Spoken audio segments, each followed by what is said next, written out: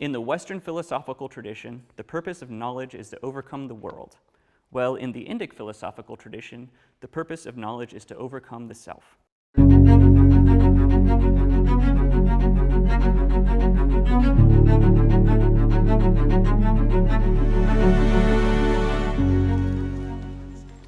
morning, everyone.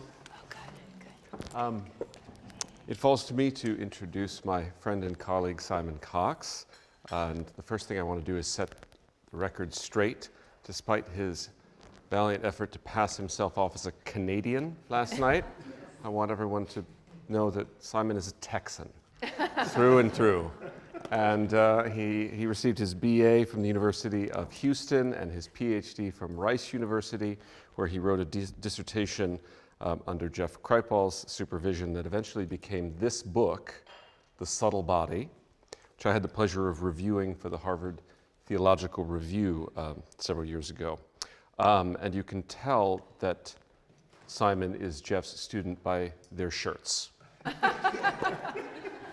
Okay.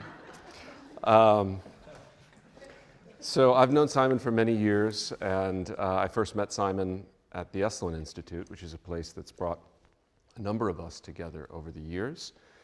And we were together most recently in June in Mill Valley with Mike Murphy, planning another iteration of a conference on the subtle body, so following up on the good efforts of Simon and others. And Shravana is also one of our conspirators in that regard.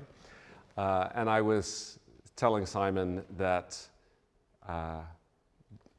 Elizabeth and Sophie and I had decided that we should have someone sort of give a landscape portrait of consciousness, because so many people are speaking from such diverse disciplines that someone should try to connect all this. And I had offered myself up to do that rather reluctantly.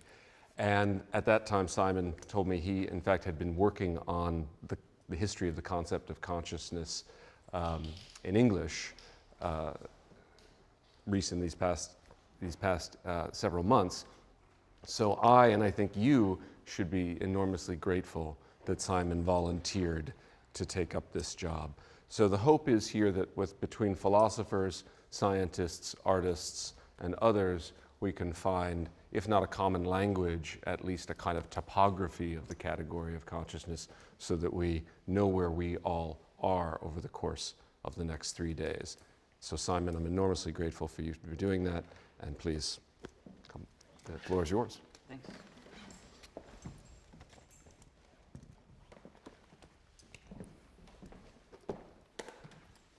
Thanks, Charlie, for the wonderful introduction. And thanks, Brian and Elizabeth, for organizing this whole thing, and Sophie as well. I'm honored to be here. And I know Professor McGilchrist is going on after me, and yesterday I kind of introduced myself to him, and I said, I'm kind of your warm-up act. And he told me that he was once the warm-up act for Gwyneth Paltrow at Cannes in France. And so I feel like I've really made it being the warm-up act for the guy who was the warm-up act for Gwyneth Paltrow. That being said, this kind of synoptic or synthetic address of consciousness that can pull together all of the disparate people in this room, this is something I've kind of attempted. But I do it in a very, again, with reference to this shirt, a very Jeff Kripal way. So when you're taking a really slippery or massive concept, the way that you can kind of bring it home a little bit is to actually talk a little bit about yourself. And so the concept of consciousness just happens to be the very embodiment of any kind of struggle I have between me and my father. So he's a mathematical neuroscientist, I'm something of a Taoist mystic, and consciousness is the thing that kind of launched me on my path.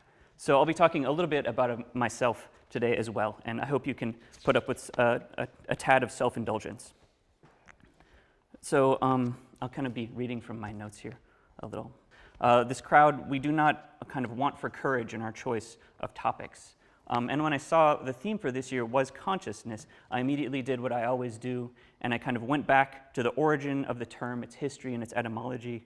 And I was pretty surprised to find the origin of the term consciousness in a very familiar place. It was actually in a YouTube interview between Phil Goff and Noam Chomsky that led me in the right direction, when I was really happy to hear Noam Chomsky talk about this philosopher and call him profoundly underrated. And that philosopher is Ralph Cudworth, who was the leader of the Cambridge Platonists, who coined the term consciousness in his very modestly titled 1676 book, The True Intellectual System of the Universe. And so this was really familiar territory to me because it's also Cudworth, and in fact in the very same book, which was really his only book, that's the source of our modern term, the subtle body, which is the topic of my first book, and at this point my only book, The Subtle Body, A Genealogy. So, but where the subtle body, and I kind of trace this, it's a Cudworth's translation of a term out of Aristotle.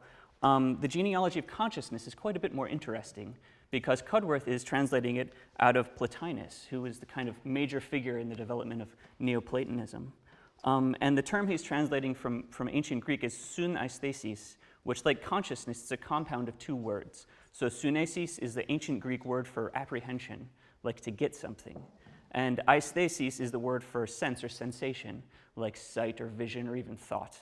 And so there's this kind of metacognitive meaning at the earliest kind of uses of consciousness. It's the apprehension of sensation.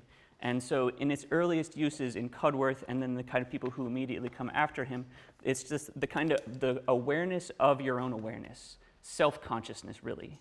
And so consciousness and the word conscience take about 100 years before they kind of part ways. They're basically synonymous for the first century of their use in the English language. So Chomsky is right though. Cudworth is underrated. No one's heard of him. No one reads him. To be fair, he was a terrible writer, and his book is extremely poorly organized. But it's full of really cool stuff.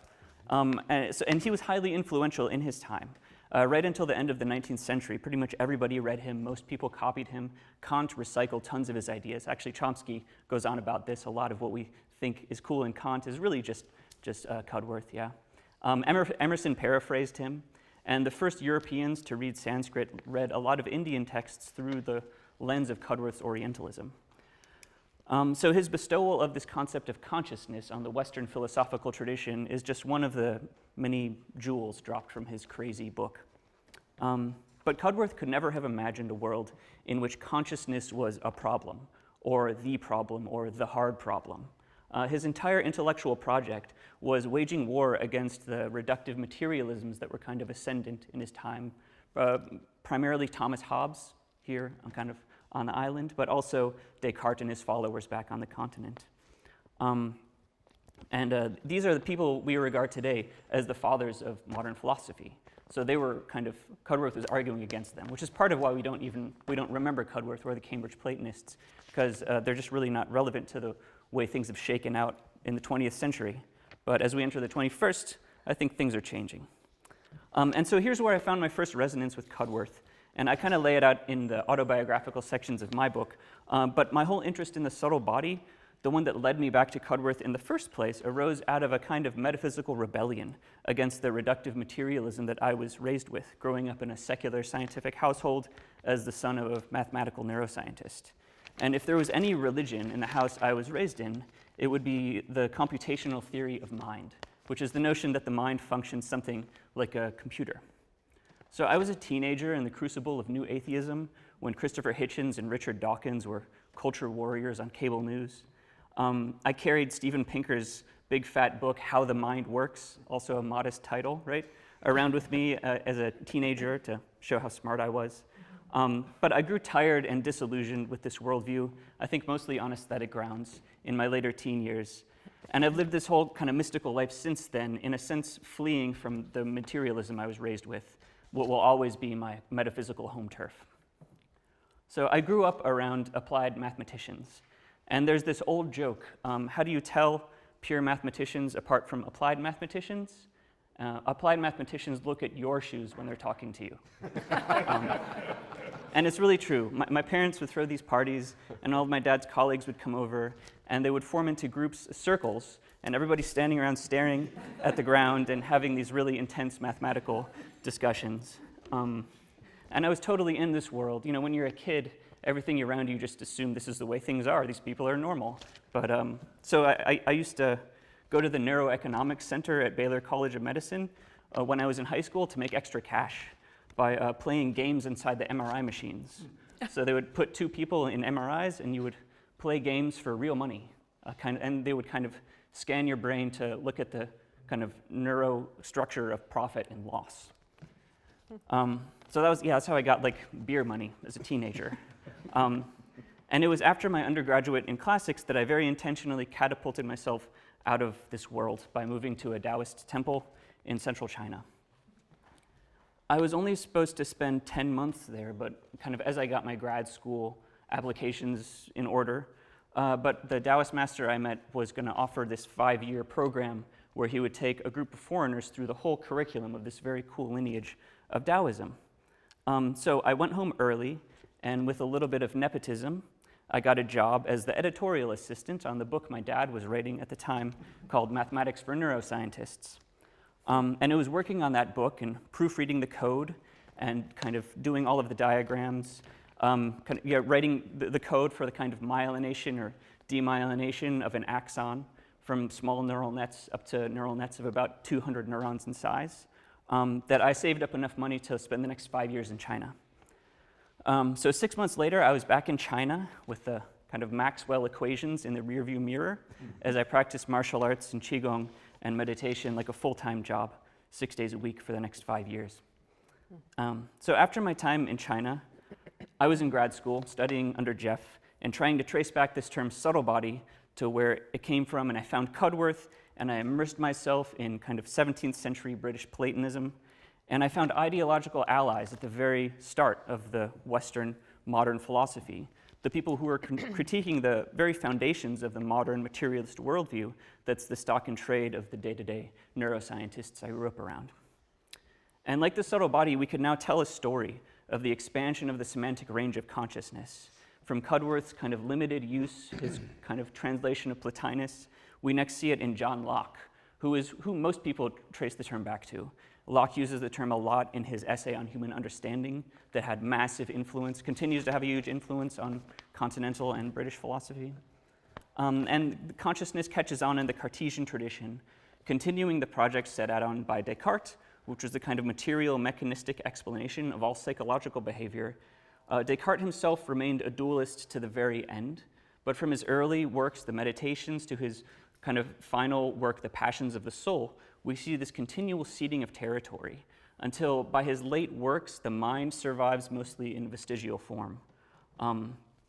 But his disciples, and these were really the intellectual heroes of my dad, they deliver the coup de grace, and they declare the mind to be wholly a product of the brain. And they set out on this great and courageous natural philosophical project to articulate consciousness in terms of the geometrical relations of physical states. And these are the characters known as the French materialists. Denis Diderot, who Dad actually still had me reading while I was in China. He was like, yeah, you can go there and do Eastern mysticism, but still read Western stuff while you're there too. So he sent me Diderot's dialogues, The Dream of D'Alembert, where Diderot floats a very cool kind of like a mystical materialism, actually. But this brave new 18th century materialism is most forcefully put in the 1756 L'Homme Machine, Man a Machine, where the reductive project is stated with real kind of confidence and philosophical clarity. And this project gets supercharged by medical and scientific breakthroughs throughout the 19th century. The Darwinian revolution lent the theory a deep history it had kind of lacked hitherto, where human cognitive processes could be understood in terms of evolutionary fitness, biological adaptations to specific niches. And then Thomas Henry Huxley, Darwin's bulldog, he puts Diderot's speculations on kind of more solid philosophical footing with his theory of epiphenomenalism, that mental states are through some mysterious mechanism simply byproducts of physical brain processes. But most historians trace the origin of modern neuroscientists to the Spanish biologist and microscopist Santiago Ramón y Cajal, who isolated the structure of the neuron. And in 1905, which is that same significant year that brought us Einstein's special theory of relativity, Cajal posited the neuron doctrine, which states that the brain is composed of discrete individual nerve cells that communicate through synaptic and electrical activity. The following year, in 1906, Cajal shared the Nobel Prize in medicine with his scientific frenemy, Camillo Golgi, who you might recognize from like high school biology, the Golgi apparatus in the cell. It was an Italian guy. So Golgi developed a kind of dyeing techniques that Cajal used to isolate neurons under his microscope, and then Cajal used that technique to undermine all of Golgi's scientific work in the following couple decades. So for the next 40 years, the general thrust of neuroscience vacillated between Cajal's kind of structuralist project, where you take neurons as the fundamental building blocks of the brain and hence the mind, and Golgi's more processual reticular theory of the brain that I won't get into here. But because this paradigm work came to an abrupt end after World War II with the development of the electron microscope, when Golgi's theory was falsified and Cajal's kind of neuron doctrine became the only game in town. So my dad was an applied mathematician who did his PhD on the modeling of convex drums. He landed a tenure-track position right out of grad school when he made the cover of a prominent engineering journal by writing a paper outlining the optimal proportions of a load-bearing column, which I guess has two little tapers in it, about 1/3 and 2/3 of the way through, if you're curious.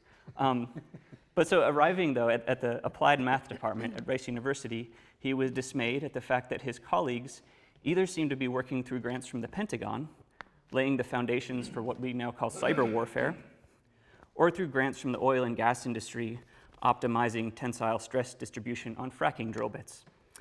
So he pivoted toward medicine, first working on muscle fibers, but then getting into neuroscience in the late 90s. And as a tenured professor shifting fields, his neuroscientific education was almost entirely self-directed. And because of that, he always had all of these books just laying all over the house. And there was no book that was more flagged and footnoted than Donald Hebb's 1949, The Organization of Behavior. As Hebb summed it up in a later essay on Mind, regarding the metaphysics of neuroscience, quote, "Dualism, the idea that there are two totally different kinds of existence, mind and matter, is, for the present at least, a stumbling block for the scientific approach to understanding man. As we will see, it cannot be disproved, which means that it may possibly be right, but the scientific procedure, nevertheless, in the present state of our knowledge, must be to assume that it is wrong and see how far we can get on that basis." So I read this as a teenager, and I found it so profoundly clear. There may very well be immaterial factors impeding on or even determining or constituting the mind, but that was not the concern of neuroscientists and neuroscience, which is a scientific project, a kind of scientific research program set specifically on the methodological assumption that the mind could be reduced to the brain, with a very scientific attitude of let's take this assumption as far as we can and kind of see what happens. But in the interpersonal interactions with all of the neuroscientists in my family orbit, I never encountered Hebb's humility. What was a scientific and methodological assumption in the 1940s, this kind of materialism, seems to have ossified through the successes of neuroscience, which were remarkable, into something more like a metaphysical commitment in the early 2000s. And I was a teenager in my early 20s, and that just really rubbed me the wrong way at the right time. So I was looking for something to rebel against, and I had a wonderful childhood, great relationship with my parents, and this kind of metaphysical kind of ossification, just like, I just couldn't do it. So I had to explore other worlds. So I moved to China when I was 21, and I lived in a Taoist temple for 6 years, studying classical Chinese and Sanskrit and familiarizing myself with these wholly other intellectual traditions of the East that are possessed of the same richness and internal diversity as those of the West. In China, state-funded academies arose already in the 4th century BC. The most prominent was the Jixia Academy, which was founded like around the same time as Plato's Academy, like within a couple decades of each other. It's very strange. Very similar socioeconomic situations in China, Greece at the time. So the kind of Jixia Academy that provided mansions and stipends to scholars. 100 flowers bloomed. This is the period of kind of the classical period of Chinese philosophy. In India, the Mahavihara system began in the 3rd century BC, first from teaching centers that were in excavated caves, and then these flowered into large structures that imitated their cave-like predecessors through the creation of a central academic quad flanked by cells for scholars and residents. State-funded viharas were effectively fiefdoms. They were given the right to draw tax revenue from surrounding villages. They expanded into Central Asia, Afghanistan, all the way up to Uzbekistan, where the city of Bukhara is actually just the Uyghur pronunciation of vihara. So that name lives on. Where endowed institutes of higher education were built around an academic quad, and these were retrofitted into madrasas when Islam swept through Central Asia in the 8th century. And then the madrasas spread west over the following centuries, and this same structure was brought to Europe during the Crusades and inspired the first colleges in Paris, and then the universities that sprang up around them, Palencia, Bologna, Oxford, Cambridge. And so like the West, these Buddhist viharas became home to a coherent intellectual tradition, but based around fundamentally different assumptions and preoccupations. Very early in the Buddhist philosophical tradition, the Sautrantikas recognized that the only things you actually perceive with your eyes are shape and color, and everything else you see around you is a projection, an interpolation, something you're projecting onto the world. So this realization became the foundation of the Abhidharma, sometimes translated as Buddhist phenomenology, where scholars in the viharas engaged in painstaking hair-splitting of the fundamental building blocks of human experience, articulating pathological states, normal states, as well as supernormal states of consciousness and being. The Abhidharma is almost unreadable because of the lists within lists. There are 28 physical phenomena which co-arise with the 52 mental factors manifesting in the 89 types of consciousness, which unfold in a series of 17 mind moments governed by the 24 types of causal relations, et cetera, et cetera. It's tough stuff. And the tradition flourished for 700 years before kind of reaching its logical conclusion in the work of a young scholar from northern Pakistan, Vasubandhu, who in the 5th century wandered around northern India and collected these local Abhidharma traditions into a massive compendium, the Abhidharma Kosha Bhasya, or the treasury of the Abhidharma, before setting out his own philosophy, the mind-only school of thought. So the Tibetologist Robert Thurman, who's Uma's dad, Uma actually means central channel in Tibetan, like the central channel of your subtle body. Anyway, Bob Thurman, in an essay on Nalanda, which was the premier Buddhist vihara, likens it to an ancient institute for advanced studies, but contextualized within a Buddhist rather than a Christian civilization. The main difference here is that these ancient Buddhist universities, which were extremely well-funded, furnished with endowments, as we've seen, they're actually where the idea of an endowed educational institution comes from, were concerned primarily with the exploration of consciousness and inner space, while our modern universities are concerned with the exploration of the world and outer space. And Vasubandhu elaborated a Baroque mechanics of inner space that seeded cartographies of bodily experience, the subtle body, and narratives of embryology and thanatology, showing how you are born, live, die, transmigrate, and reincarnate within this continuous plenum of the mind. And his tradition narrated not the mechanics of the physical world, but the twists and turns of direct experience. And Vasubandhu's research program actually did ramify into various technologies for manipulating and modifying consciousness, from the practical techniques around breath, posture, and imaginal engagement of yoga and tantra, which were medieval phenomena that flowered in his wake, to pharmacological interventions that were framed in terms of his metaphysic, whether you're achieving non-dual states of mind through ingesting the potent neurotoxin aconite, or you're enlivening visionary states by dripping liquid datura straight into your eyeball by means of a raven's quill. There were techniques for catalyzing heightened states, sexual arousal, and various forms of non-dual energy and consciousness. Remember all of that kind of epistemological hair-splitting of the Abhidharma, they bring that to bear on states, kind of sexual states, states around fear, states around dream and sleep. Cold exposure and the cultivation of inner heat through combined yogic and herbal regimens. Fear, the practice of certain yogas, often full of extremely violent and terrifying imagery, on charnel grounds or in wild places where you stand a pretty good chance of being eaten by a leopard. Intricate yogas of sleep and dream, the limitless explorations afforded by the wholly malleable reality of lucid dream space, and the ability to hold such a subtle state of consciousness that a form of continuous awareness is preserved into and through the deepest states of non-dual deep sleep. So the term psychonaut is a recent coinage in our culture, but I think it reflects the oldest disposition in Indic cultural vocabulary, being a not too bad interpretation of the term rishi, the seers or ecstatics who channeled the Vedas. This disposition toward the exploration of mind in all its shapes, flavors, and textures is kind of the fundamental thrust of this philosophical tradition I'm trying to articulate here. So I find myself coming back to this really simplistic quote I read in grad school, but there's just something I can't shake about it. It goes like this. In the Western philosophical tradition, the purpose of knowledge is to overcome the world.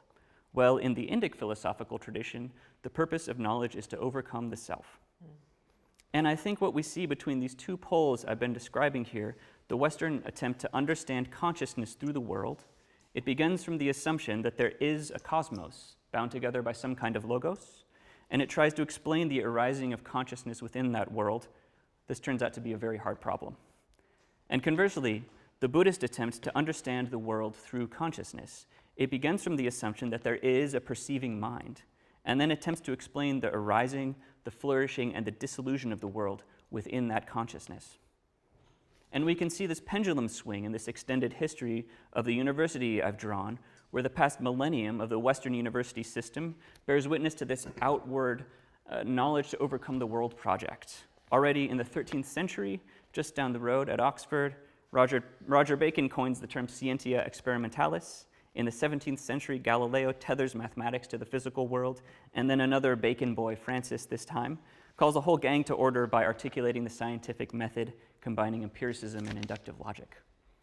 Yet prior to this, there's the whole millennium of the Buddhist vihara, where intense and well-funded explorations took place into the nature, structure, and manipulation of consciousness, from the Buddha through the Abhidharma, Vasubandhu, the birth of Tantra, and all its various branches. This knowledge to overcome the self project gave rise to extensive literatures still extant, mostly untranslated. So the great historian Arnold Toynbee allegedly remarked, I guess we can't find anywhere he actually said this, but he's famously attributed this quote, "The coming of Buddhism to the West may well prove to be the most important event of the 20th century."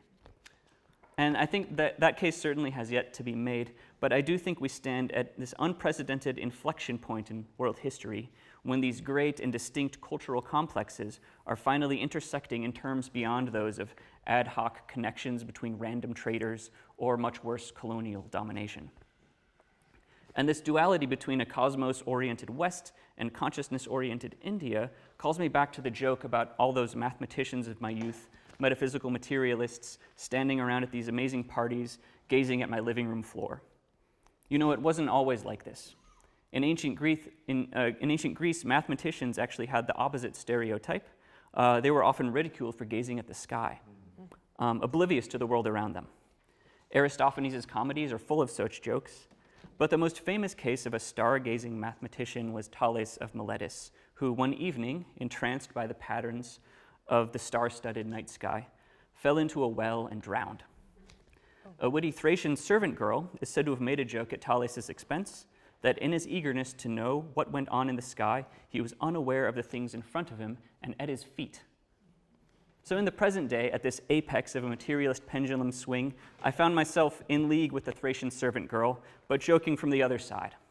All these shoe-gazing mathematicians of my youth, so profoundly aware of what was going on at their feet and around them in their mathematical modelings of the material world, minute things from drums to drills to muscles and brains, had lost sight of the celestial magic and poetry of the human soul in the imaginal realm.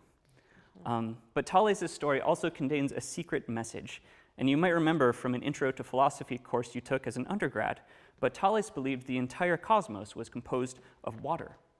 It was the substrate out of which everything was fashioned in various states of condensation and rarefaction. So in falling into his well, he was simply falling back into his substrate, absorbed back into the world he had articulated. And I think his death serves as a sort of a warning, or maybe even a philosophical curse, that we inevitably fall fatally into whatever worldview it is we espouse or assume. So maybe in this symposium, we can craft a counterspell. We can extirpate the ancient curse of Thales of Miletus, falling into the well of his own metaphysical fashioning through conversation in our panels but probably more importantly in the in-between spaces as well, these interpersonal interactions over a glass of wine. And as I said before, we stand at a unique moment, but we also sit at it and we dance at it, and it's a moment of cultural coalescence. In this room, we have experts from fields much more diverse than this simplistic binary I just crafted, and perhaps Toynbee's prognostications would ring more true if they were to include the wisdom of the Nawa and ancient Egypt, of the Taoists and of the Gnostics. So in this coalescence, you might find yourself crossing some sort of Bering Strait, entering wholly novel landscapes of consciousness from tundras to tropics. And Wonderstruck has this real kind of renegade energy. There's no respect for disciplinary boundaries you'll find here. We can leave that to the courtiers and bean counters back in the King's Court. So Michael Murphy, who was recently on Elizabeth's podcast, he's the co-founder of the Esalen Institute, always reminds us that we stand before this great undiscovered country. And he likens our situation to early explorers' kind of tales of the wild biodiversity of the Serengeti.